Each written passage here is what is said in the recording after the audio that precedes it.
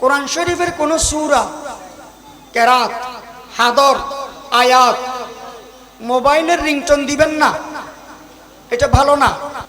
বলে হুজুর সোয়াব হবে তো, মোবাইলের কোরআন শরীফ রিংটোন দিলে সোয়াব আছে না? সোয়াবের চেয়ে গুনাহ হওয়ার সম্ভাবনা বেশি। কেন?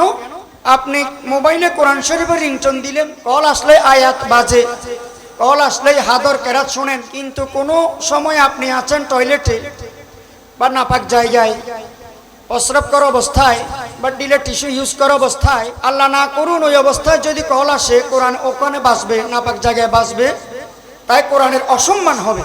এখন আপনি যদি বলেন হুজুর আমি নাপাক জায়গায় মোবাইল নিব না, মোবাইল রেখে যাব রুমে, তবুও সমস্যা আছে।